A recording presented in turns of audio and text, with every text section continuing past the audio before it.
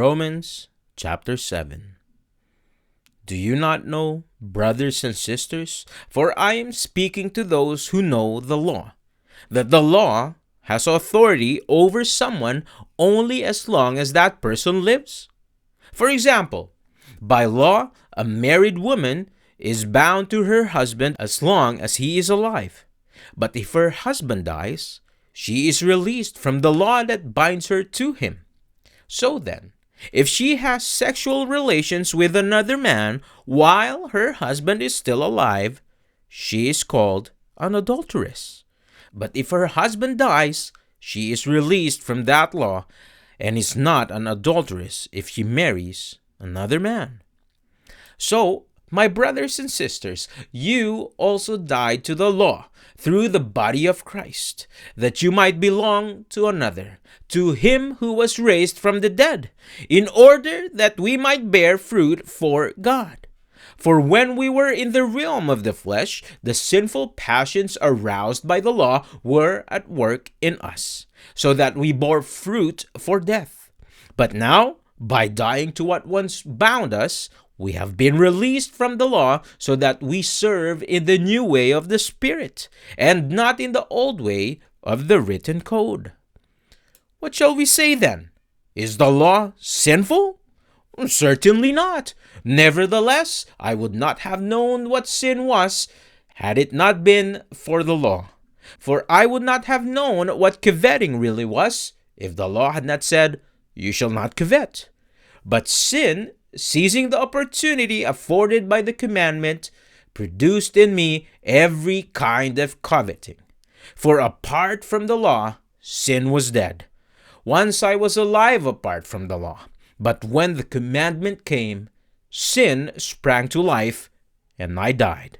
I found that the very commandment that was intended to bring life actually brought death.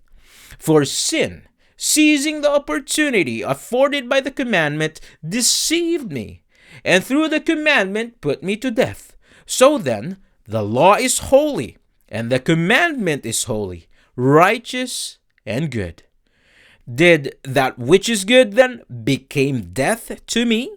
By no means. Nevertheless, in order that sin might be recognized as sin, it used what is good to bring about my death, so that through the commandment sin might become utterly sinful.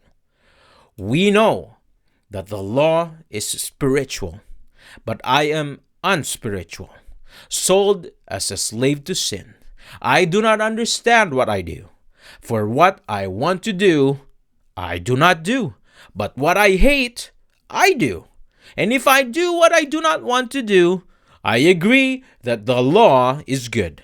As it is no longer I myself who do it, but it is sin living in me. For I know that good itself does not dwell in me, that is, in my sinful nature. For I have the desire to do what is good, but I cannot carry it out.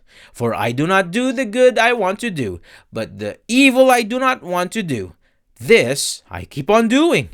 Now, if I do what I do not want to do, it is no longer I who do it, but it is sin living in me that does it. So I find this law at work. Although I want to do good, evil is right there with me. For in my inner being, I delight in God's law.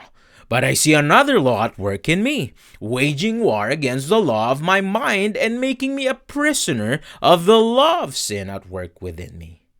What a wretched man I am! Who will rescue me from this body that is subject to death?